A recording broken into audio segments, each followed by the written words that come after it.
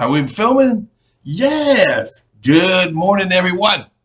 So good to be back in the saddle again. It's been a minute, so I thought we'd tell you about the miracles that are going on at the Soul Church at the present time. To everyone, Slim says hi, and I'm going to talk to you about this one right here. I'm going to show you a picture. Okay. I'm going to show you a picture. And I'm going to tell you a little story, if that's okay. Okay, that's my fishing trip. Oh, here we go. Dun, dun, dun, dun. Dun, dun, dun, dun. All right. There's going to be a photo like this for you all to see. And in this photo, you see these guys here. You all know JR. JR is, let's say, he's Old Testament. Things are pretty black and white with JR, and he's been around a long time. And we both have, we have something in common. I question, or I have a thing about mechanics. Okay, and he's a mechanic, and we have become friends. And he's got a thing with pastors. Okay, so we make a good couple. Anyway, he's like my right hand man, and he can take charge when I'm not around. Anyway, JR has been coming to church a long time, and like I said, he's Old Testament, and so everything is pretty much black and white. And then this young man right here, his name is Matt. He's been coming since the old parking lot, and he has started coming at our new location. And he lives over off of Harry Hines, and he has a tendency to bring people to church all the time. And it's amazing some of the people he brings. You'll see a story about Cassandra, a lady that was going to kill herself a couple of days beforehand, still had stitches in her arms, came to church and heard Debbie's testimony, and now she is doing absolutely wonderful.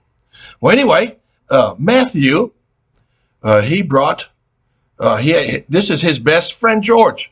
And George, Matthew's been on him about going to church. And George thought about it a long time, and they were sitting in his mother's kitchen one night, and he said, what do I got to do for you to go to church, George? And George said, quit smoking. He goes, okay, done deal. He goes, no. He said, you have to quit smoking for 30 days. So George's mother was there and said, George, you need to go to church. And so after 30 days, he came to church. And while they were sitting in church, I guess I had said something about JR. And I said, and George says, is that JR Lehman? And Matt said, yes, it is.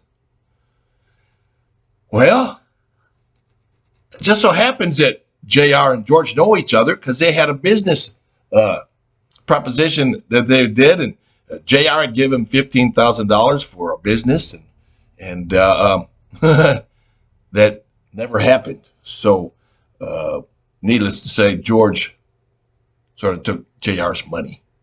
It's been 30 years, and so you know, George, he wasn't going to go say hi or nothing. So Matt went over there and said, hey, do you know George Downey? And he said, yes, I do. And he goes, that's him sitting over there in church.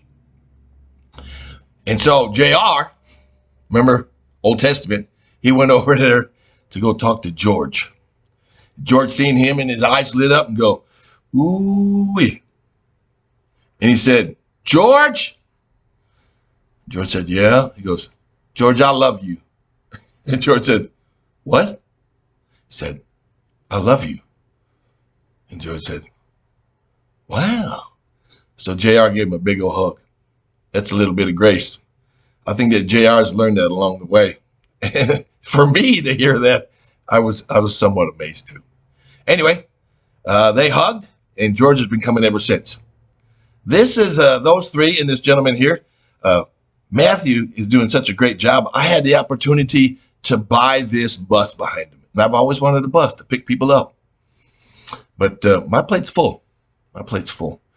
And so I was contemplating, and last Sunday morning, the Lord said, "Hey, ask Matthew if you bought him this bus, if he wanted it."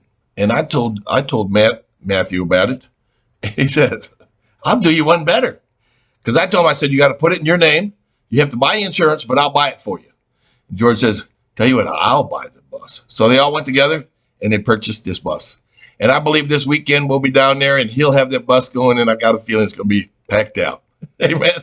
So anyway, that's just a little insert that I wanted to bring to the newsletter today. It's been a while since I had the opportunity to come before you and tell you how much I appreciate you.